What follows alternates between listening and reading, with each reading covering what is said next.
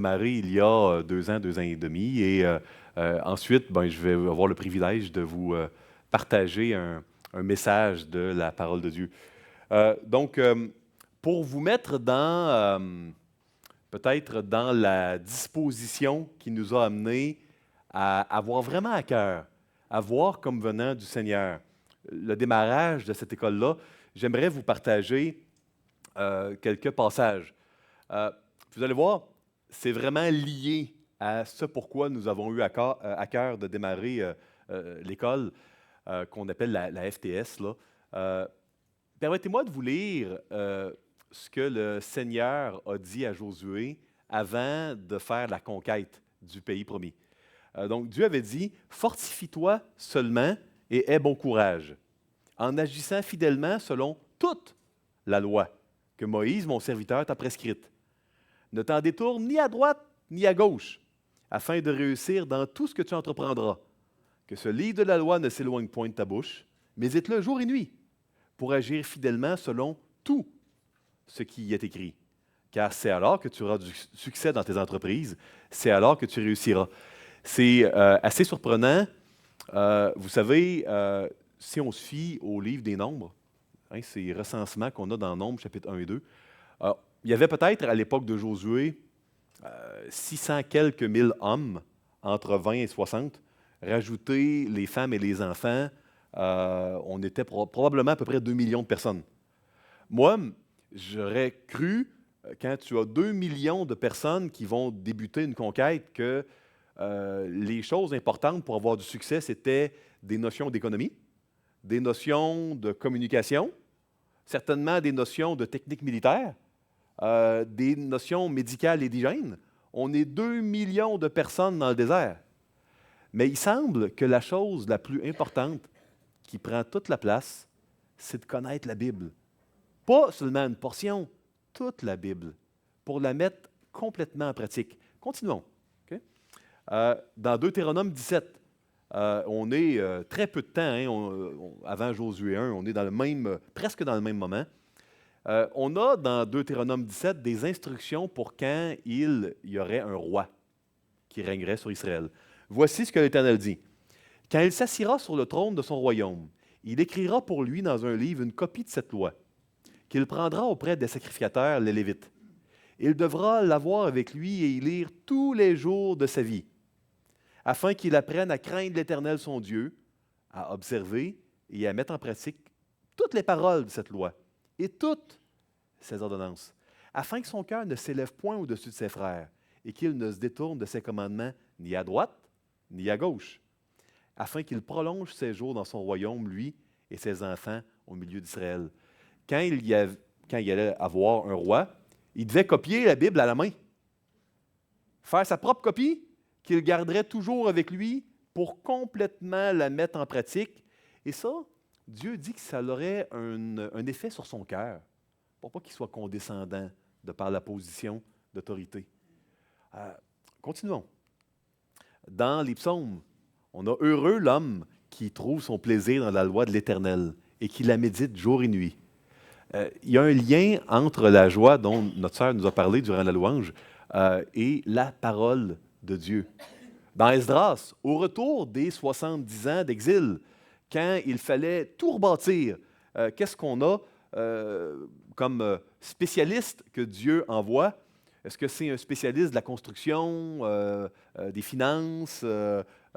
C'est un homme du livre. Cet Esdras vint de Babylone. C'était un scribe versé dans la loi de Moïse, donné par l'Éternel, le Dieu d'Israël. Et comme la main de l'Éternel, son Dieu, était sur lui, le roi lui accorda tout ce qu'il avait demandé. À cette époque critique de l'histoire d'Israël, il fallait avoir quelqu'un qui connaît la Bible. Et je termine ici. Puis après, je vais vous dire pourquoi je vous lis tous ces versets-là.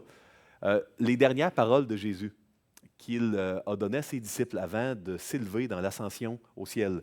Il a dit, Jésus s'étant approché, en parlant ici, « Tout pouvoir m'a été donné dans le ciel et sur la terre.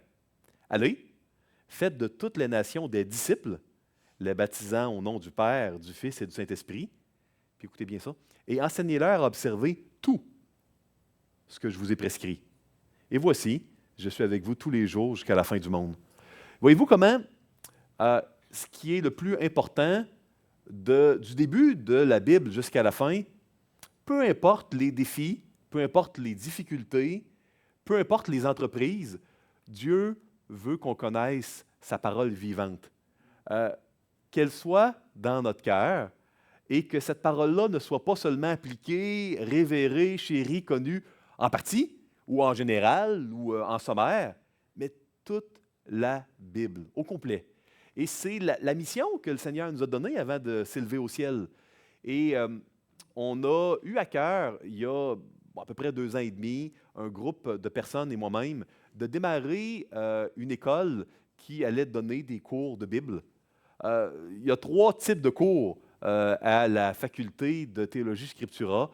On donne des cours sur les livres de la Bible. On a plein de cours sur les livres de la Bible.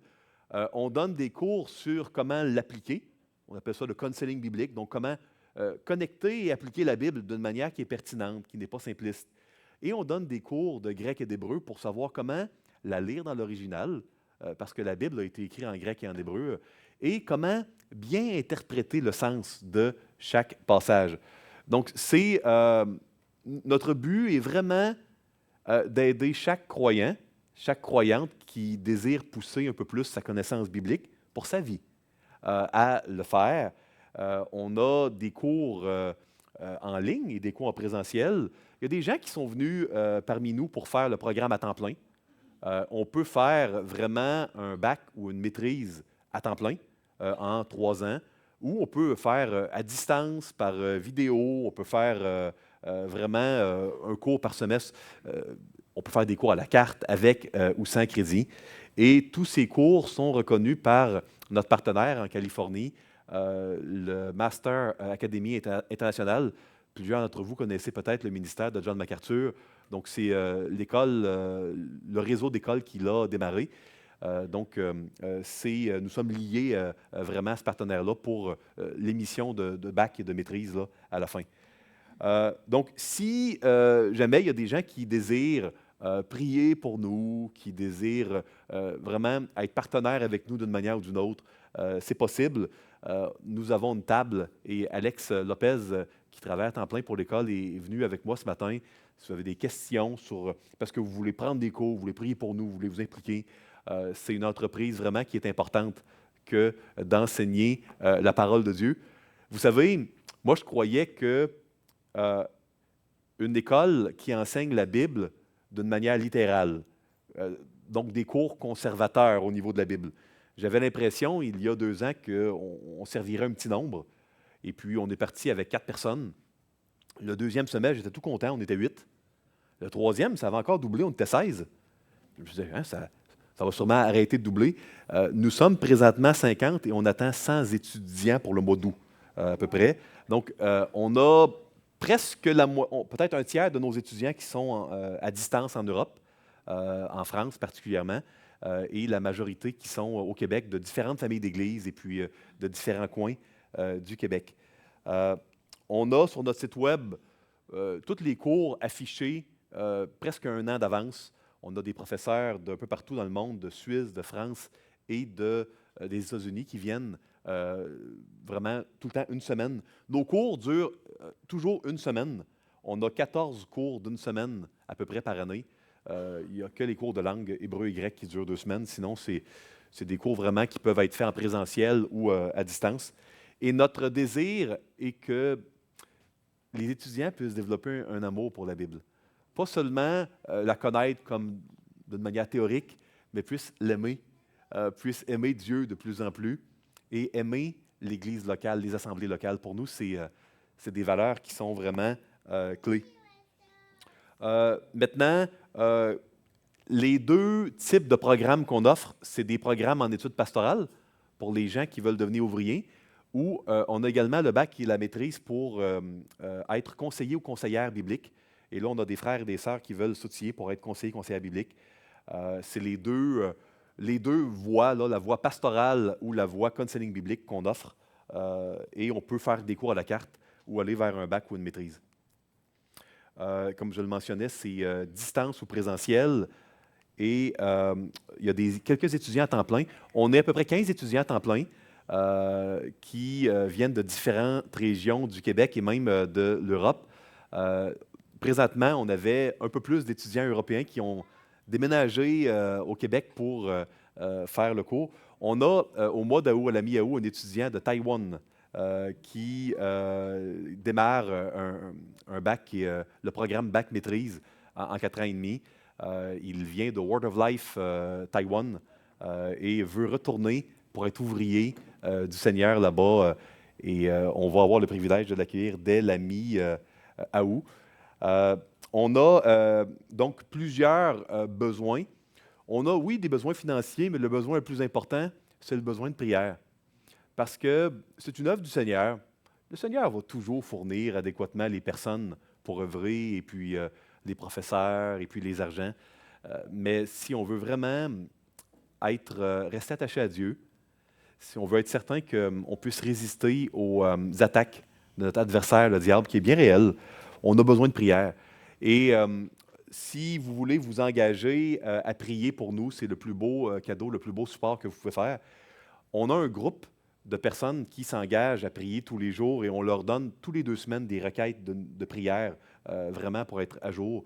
Si vous voulez vous inscrire dans le groupe pour la lettre de nouvelles ou même le groupe de prière, allez voir Alex à la table de la FTS après la réunion, puis ça nous ferait très plaisir de pouvoir vous avoir dans notre équipe de prière. C'est le plus important et c'est ce qu'on veut rechercher. Vous avez ici notre site web, ftscriptura.com. Donc, les cours sont vraiment affichés longtemps d'avance. S'il y a des thèmes qui vous intéressent, n'hésitez pas là, à venir nous rejoindre. C'est pas loin même de venir en présentiel. C'est un peu plus qu'une demi-heure, vraiment, la salle de classe chez Shawinigan Sud. Donc, n'hésitez pas à venir nous rejoindre. Donc, moi, je vous remercie de m'avoir invité pour vous présenter l'école. Maintenant, j'aimerais vous parler d'un sujet encore plus important. J'aimerais vous amener quelques paroles du Seigneur issues de la Bible. Écoutez, avant de rentrer dans le message, j'aimerais demander au Seigneur de disposer nos cœurs et d'utiliser ce message, sa parole. Courbons nos têtes, s'il vous plaît. Seigneur Jésus, tu es présent, Seigneur, parmi nous ce matin. Puis ma prière, c'est que tu puisses disposer nos cœurs pour qu'on soit attentifs à ta parole. Donne-moi les bons mots, Seigneur Jésus. Et je te prie que s'il y a des personnes qui ne te connaissent pas ce matin, que tu puisses les attirer à toi, puis en faire tes enfants par la foi. C'est dans le nom de Jésus que je te prie. Amen. Adama m'a demandé, quand il m'a invité pour venir amener la parole, s'il y avait un message qui pourrait être utile pour les couples. Il m'a dit que vous êtes dans une série où je crois que vous avez fait Matthieu 26, si je ne me trompe pas, dimanche dernier. Puis il m'a dit, bon, on a eu la trahison de Judas. Est-ce qu'on peut avoir un message pour les couples? Et j'ai réfléchi longuement à savoir qu'est-ce qui serait pertinent pour faire du bien à tout le monde, mais qui pourrait être utile pour les gens ici qui sont mariés.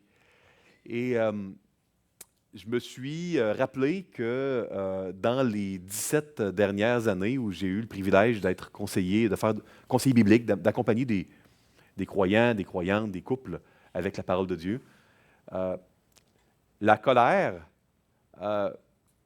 peut probablement figurer au rang des plus grands ennemis des mariages, des choses les plus destructrices qu'un mariage peut rencontrer. Et moi, j'aimerais vous parler d'un chapitre des Écritures ce matin qui nous parle de la colère. D'ailleurs, j'ai intitulé le message ce matin « Êtes-vous en colère? » Ne levez pas la main, vous n'êtes pas obligé de répondre à cela, ça pourrait être embarrassant. Je crois que la colère, c'est une expérience universelle qui nous touche tous et toutes. Tout le monde ici, on peut être en colère par moment. La Bible nous parle que la colère peut être mauvaise, peut être pécheresse. La Bible nous parle également qu'il existe une bonne colère qui vient de lui. Et moi, le message que j'aimerais vous amener ce matin, que vous soyez mariés ou non, le Seigneur ne veut pas enlever votre colère. il veut la transformer afin que votre cœur puisse être animé d'affection et d'amour qui vous amène à être construit, à construire et édifier les gens et non à vous autodétruire et à détruire vos relations, détruire vos mariages, à détruire les gens. Avant de rentrer dans le vif du chapitre 11 de la première épître, du premier livre, en fait, pas épître, de Samuel, j'aimerais vous dire un peu le contexte. On est présentement, on est un peu plus que 1000 ans avant Jésus-Christ. Donc, on est il y a 3000 ans ce matin dans le livre de 1 Samuel 11. On est à un moment où il y a l'histoire de Saül et de David. Et le livre de Samuel, il a été écrit pour nous montrer quel genre de roi devait régner sur le peuple de Dieu. Un roi qui n'est pas comme Saül, un roi comme les autres nations, mais un roi qui va être comme David, un roi selon le cœur de Dieu. Et il y a un contraste constant dans le livre de Samuel, 1 et 2 Samuel, entre Saül et David, pour nous montrer le genre de roi dont on va avoir besoin. Jésus a dit dans l'Évangile que la loi, les prophètes et les psaumes, ça a été écrit à propos de lui et que ça rend témoignage de lui. Jésus a même dit aux pharisiens, si vous ne croyez pas en moi, c'est que vous ne croyez pas Moïse, hein? Parce que ces livres-là ont été écrits à mon sujet. Et bien sûr, on ne voit pas directement Jésus-Christ dans le livre de Samuel, mais on voit en Saül celui qui devrait être contraire à Saül, hein, qui devrait régner un jour sur le peuple de Dieu. Et on voit que bien que David est un bon modèle, ça va prendre quelqu'un de mieux que David, qui ne fera pas les gaffes, les bêtises, les péchés, les infidélités que David a fait. On est dans un moment où Saül n'avait pas encore été loin de Dieu. On est dans la bonne période de Saül au chapitre 11. Donc, lisons les versets 1 à 3 de 1 Samuel 11. Nakash, l'Ammonite, vint assiéger Yabès en Galade.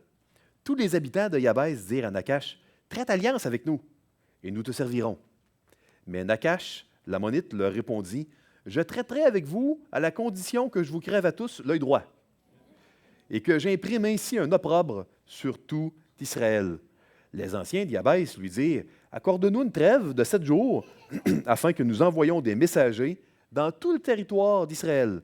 Et s'il n'y a personne qui nous secourt, nous nous rendrons à toi. » Donc, Nakash, l'Ammonite, est un roi, évidemment, qui a bel et bien existé.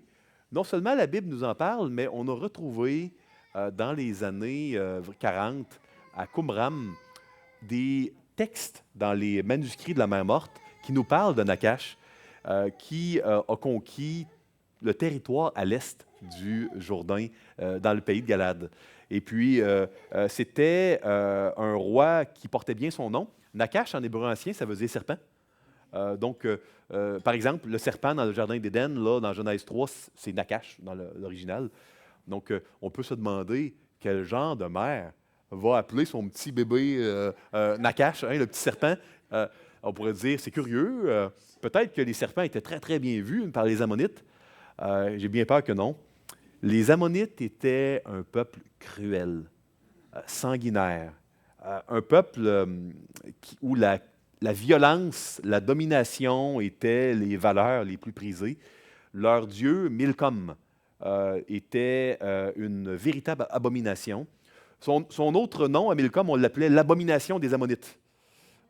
C'était un dieu qui, pour l'adorer, réclamait qu'on prenne son bébé et qu'on le jette dans une genre de fournaise pour le sacrifier dans certains rituels très occultes. C'était ce genre de culture-là. Les valeurs ammonites n'étaient vraiment pas des bonnes valeurs. Et puis, vous savez,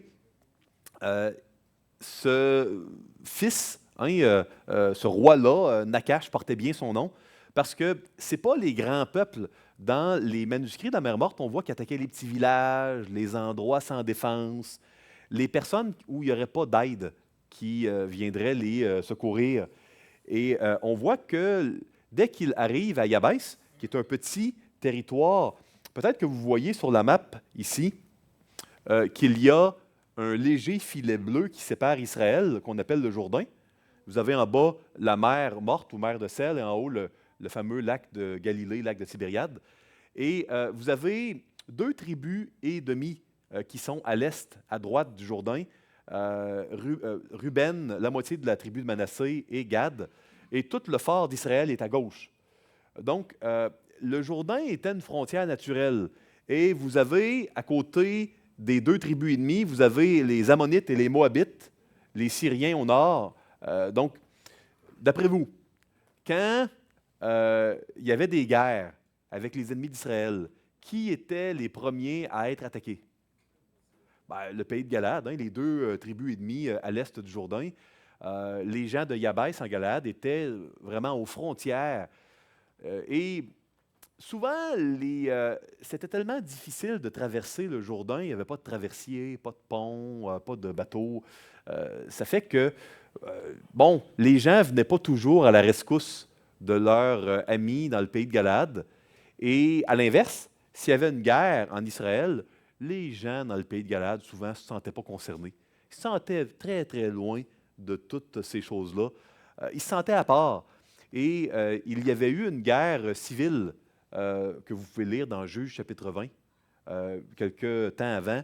Et les gens de Yabès en Galade n'étaient pas allés, eux autres, à la guerre civile. Ils ne se sentaient pas concernés. Ils étaient tellement loin. Donc, quand tu as des déserteurs qui n'ont pas été à la guerre, on s'en rappelle, c'est certainement un village que la majorité des gens en Israël n'avaient pas à cœur. De laisser leur ferme. On est dans une époque où il n'y a pas d'armée de métier. Donc, quand il y a une guerre, on y va à ses frais. On laisse sa ferme vulnérable à des attaques ennemies. Et là, on va risquer sa vie, on amène sa propre nourriture, ses propres armes. C'est très long, les voyages. Donc, il y a un coût élevé à aller à la guerre et puis on n'est pas intéressé à aller secourir les gens qui n'ont pas été nous secourir lors de la guerre avant. Donc, ça, c'est un peu le contexte des gens vulnérables qui n'avaient pas une très grande loyauté. Hein. La première chose qu'ils font quand Nakash arrive, c'est « Hey, on voudrait être de ton côté. » Ben là, mauvaise nouvelle, Nakash, être de son côté, ça veut dire plus avoir d'œil. Un œil en moins. Pourquoi il voulait faire ça? Nakash aimait avoir des impôts. Si on coupe les 2 bras ou les 2 jambes, c'est difficile de labourer les champs. Hein? Mais un œil, on peut labourer les champs, on peut s'occuper des troupeaux. Par contre, pour aller tirer des flèches, avec un œil, on n'a plus le sens de la profondeur. Donc, on peut être un bon paysan, mais pas un bon soldat. Donc, c'était la bonne manière de faire, très cruel, hein? Mais pour quelqu'un qui voulait avoir des impôts, des citoyens qui ne peuvent jamais se révolter contre lui, qui ne seront jamais de bons soldats, mais qui vont être quand même des bons laboureurs, des bons fermiers, c'était exactement la bonne chose à faire que de crever un œil. On voit vraiment un bel exemple de comment l'ennemi veut nous détruire, veut nous exploiter et veut vraiment nous voler tout ce qu'il y a de bon en nous. Lisons les versets 4 à 7 maintenant.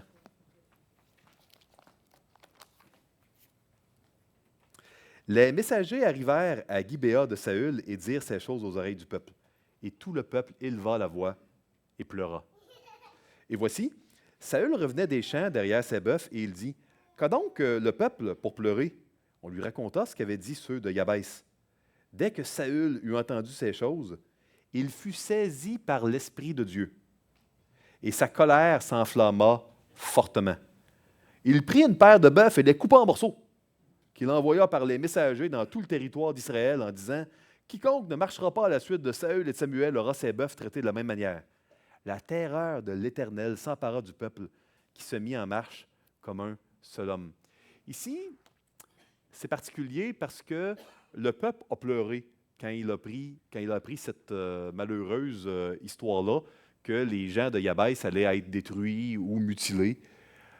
Et puis, il semble que ce n'était pas la bonne chose. On peut se demander pourquoi. C'est triste. Il y a de quoi pleurer. Le Seigneur, dans certaines situations tristes, nous appelle à pleurer, mais pas seulement à pleurer. Pas à rester à pleurer sans rien faire. Je vous donne un exemple. Si jamais j'étais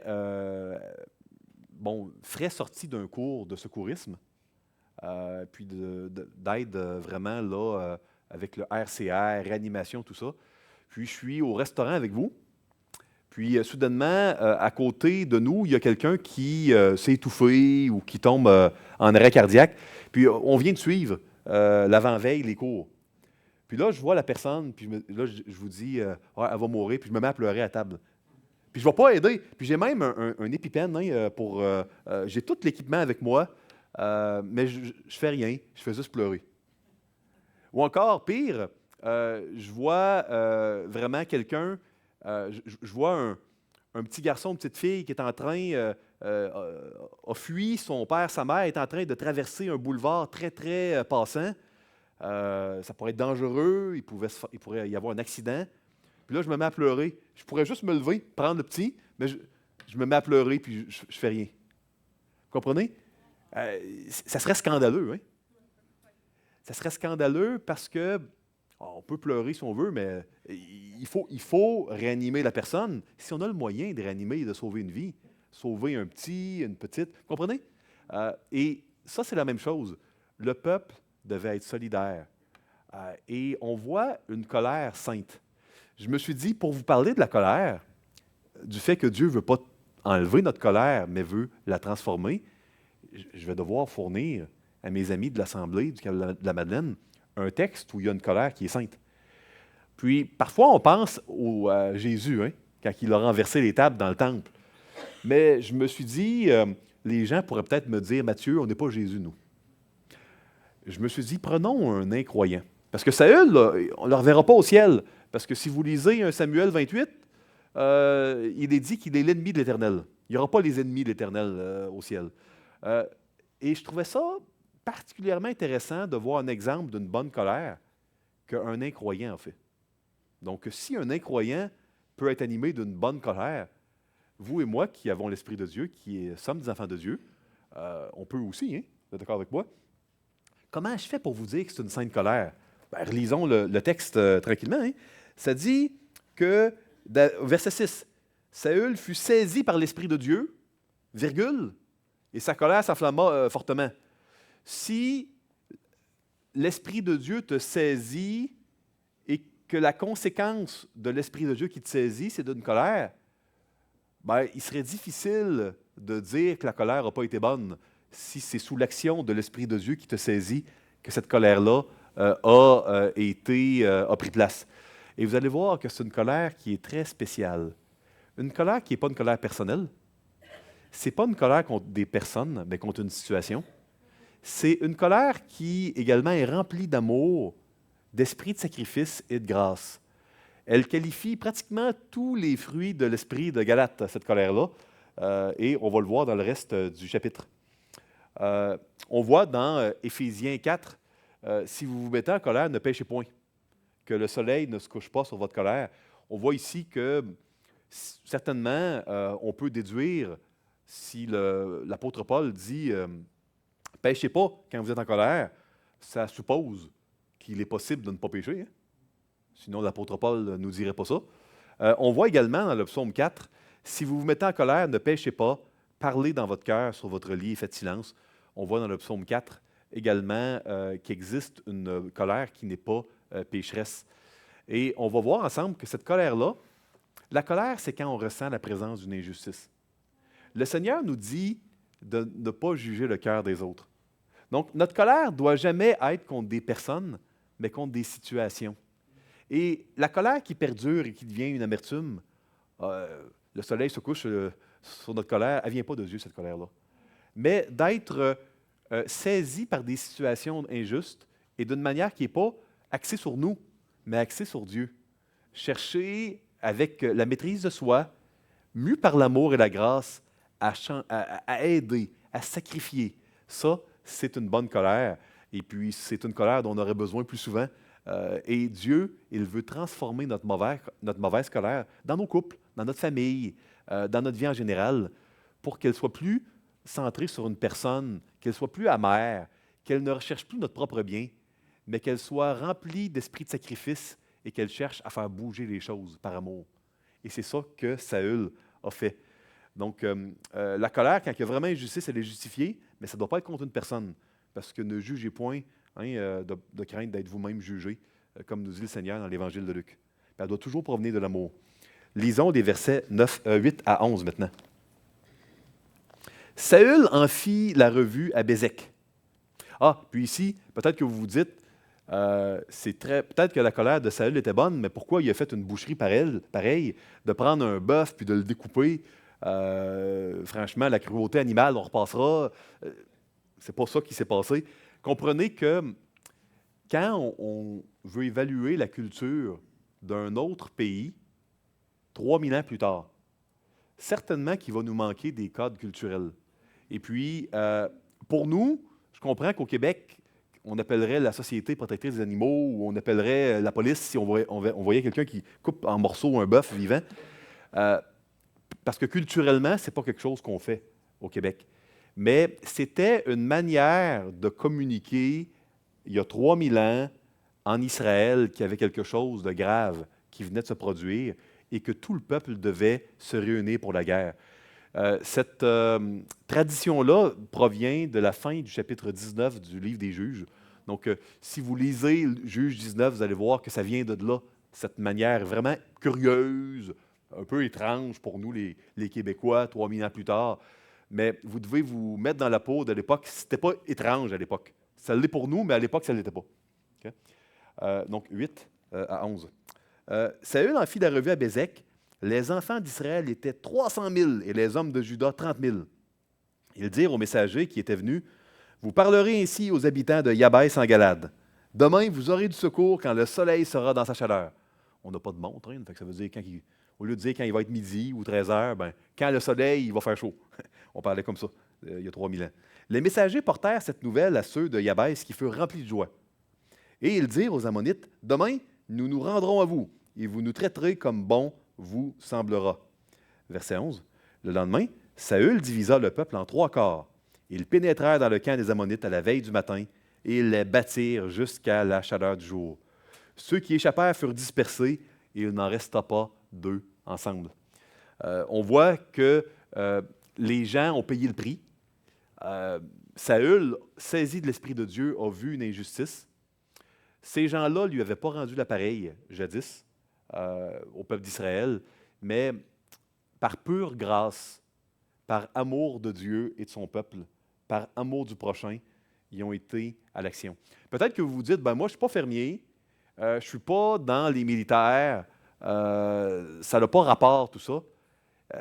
Écoutez, ces textes-là ont été écrits pour notre édification à nous. Hein? Et on doit se rappeler que c'est difficile, surtout dans une société aussi individualiste que la nôtre au Québec, où on est porté à vivre et laisser vivre, et puis à toujours penser à son intérêt. C'est difficile de sacrifier son temps, de sacrifier ses relations, son argent pour prendre soin des autres. Surtout si les autres le méritent. Et la réalité est que les gens d'Yabès méritaient d'être abandonnés. Ils avaient abandonné les autres à l'époque des juges, dans Juge 20.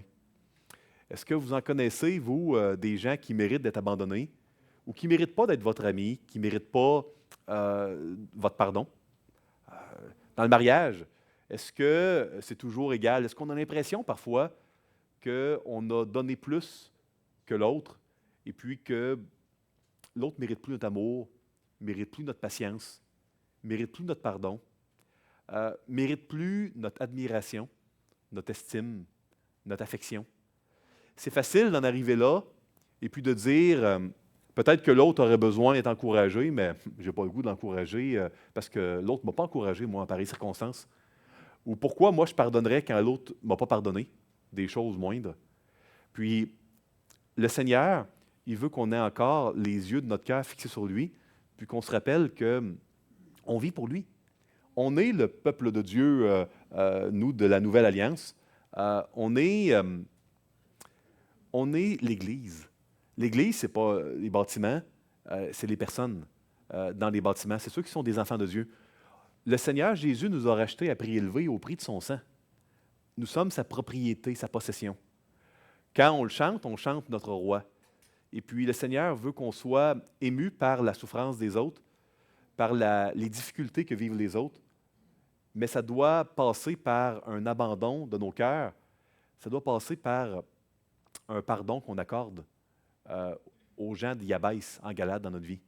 Les déserteurs qui ne nous ont pas rendus appareils, mais qui font quand même partie du peuple, il faut leur pardonner.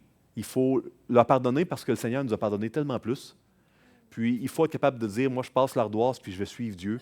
Puis je vais le traiter avec autant d'amour que Dieu m'a traité, même si eux n'ont pas agi ainsi envers moi. C'est vrai dans le couple, c'est vrai dans la famille, c'est vrai dans les amis, c'est vrai dans toutes les sphères de nos relations fraternelles entre chrétiens.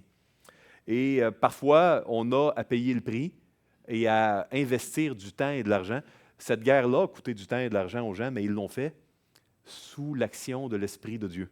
On a l'Esprit de Dieu encore bien plus que Saül ou les gens de l'Ancienne Alliance avaient, dans la Nouvelle Alliance. Maintenant, l'Esprit de Dieu, il vit en nous. Je vous lis les versets 12 à 15 maintenant, avant de terminer. Le peuple dit à Samuel, « Qui est-ce qui disait, Saül régnera-t-il sur nous?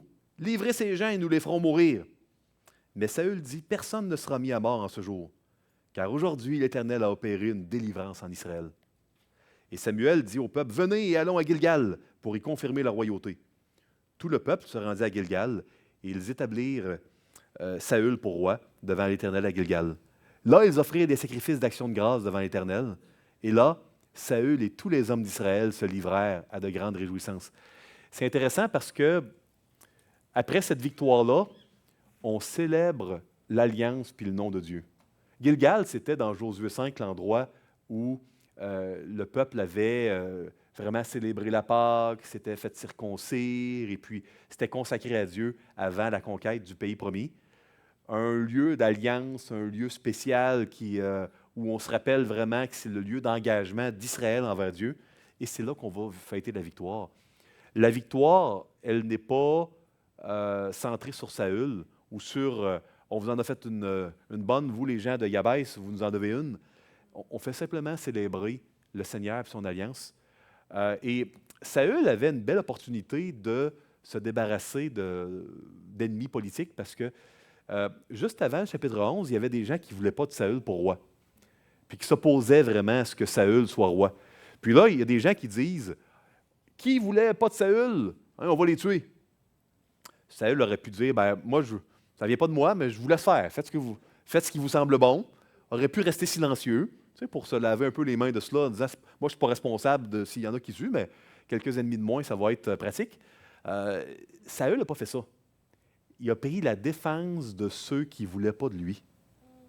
Est-ce que vous êtes déjà fait rejeter dans une relation familiale, fraternelle? Vous savez, c'était une grande famille, Israël. Et Saül, il s'était fait rejeter, même si ça venait de Dieu, qu'il puisse devenir roi. Puis, il a pris la défense des gens qui ne voulaient pas de lui et qui peut-être demain ne voudraient encore pas de lui. Il a pris sa défense. Voyez-vous comment sa colère n'était pas axée sur son avantage personnel, n'était pas axée sur le gain, sa réputation. Il n'y avait pas d'ego. Quand l'Esprit de Dieu nous saisit, on n'a pas d'ego. Les moments où on est près de Dieu, l'Esprit de Dieu est toujours en nous comme chrétiens, mais des moments où on est pleinement axé, tourné vers le Seigneur dans notre cœur, c'est les moments où notre ego, il n'est pas là, puis où Jésus prend toute la place. Puis c'est facile de vivre dirigé par notre ego, par notre justice personnelle, par notre mémoire, notre recollection des péchés des autres. Mais dans notre mariage, dans nos relations fraternelles, ça doit être le Seigneur Jésus qui prend toute la place. Tellement de place qu'il ne reste plus aucune place pour l'ego. Puis la colère, et puis qu'on dit, oui, peut-être qu'ils vont recommencer, mais c'est Jésus qui dirige. Puis oui, les gens peuvent peut-être en profiter. Les gens peuvent profiter parfois de notre bonté et de notre grâce. Mais savez-vous que Satan lui-même devait demander la permission à l'Éternel avant de toucher à Job? Dans Job 1 et 2, Satan lui-même devait demander une permission pour faire quoi que ce soit. Oui, Dieu permet certaines tragédies ici-bas, mais on peut lui faire confiance parce que tout ce qu'il permet, il va s'en servir pour que ça concourt à sa gloire, puis à notre bien. Puis on ne doit jamais l'oublier. Puis on est appelé à célébrer les victoires que Dieu a faites Et c'est ce qu'on veut faire quand on se rencontre à l'Assemblée. C'est ce qu'on veut faire dans quelques instants quand on va prendre la table du Seigneur. On veut célébrer ce que notre roi Jésus a fait et puis qui nous a donné la vie éternelle, la délivrance éternelle. J'aimerais terminer avec 5 rappels. Un, le vrai amour, c'est de courir des risques puis de payer le prix pour nos frères et sœurs qui sont plus vulnérables que nous dans la détresse. Le vrai amour, c'est pas quand on a l'impression qu'on est gagnant d'être marié à quelqu'un, c'est quand on a l'impression qu'on est perdant, mais qu'on veut passer l'éponge parce que Dieu nous a pardonné tellement plus. Et se rappeler que notre mariage est premièrement notre ministère, le premier ministère que Dieu nous donne. Jésus, le plus grand effet qu'il a eu sur terre, ça n'a pas été quand il a changé franchement, là, les pains là, en les multipliant et les poissons. C'est pas quand il a changé l'eau en vin, quand il a marché sur les eaux. C'est quand il a subi l'injustice de la croix volontairement, par amour pour nous, pour la gloire de Dieu. C'est de subir une injustice qui a été le ministère le plus glorieux du Seigneur. Et c'est parfois ainsi dans notre vie. Des injustices, on a parfois à en subir avec joie, avec confiance en Dieu. Et c'est là que Dieu se glorifie parfois le plus. La bonne colère, c'est une colère qui est contre une situation, pas contre une personne. Ce n'est pas une haine contre une personne qui vient de Dieu. La bonne colère nous amène à nous sacrifier pour les autres. Elle est motivée par l'amour. La bonne colère est remplie de grâce. Elle n'est pas axée sur l'intérêt personnel. Elle fait miséricorde aux autres. Et 5, on a besoin d'un sauveur qui est capable de transformer notre colère et de la rendre bonne. Et c'est ce sauveur-là qu'on va adorer dans quelques instants dans la table du Seigneur. Prions, s'il vous plaît. Seigneur Jésus, tu es le Rédempteur adorable, le Roi des rois, le Seigneur des seigneurs. Tu es le Dieu tout-puissant qui a tout créé. Tu étais là dès le commencement et tu vas être là même après la fin. Seigneur Jésus, on veut dire qu'on t'aime, qu'on t'adore. On te demande pardon, Seigneur, pour notre colère, notre égoïsme, narcissisme, égocentrisme. Pardon. Prends toute la place, Seigneur Jésus. Dans le nom de Christ. Amen.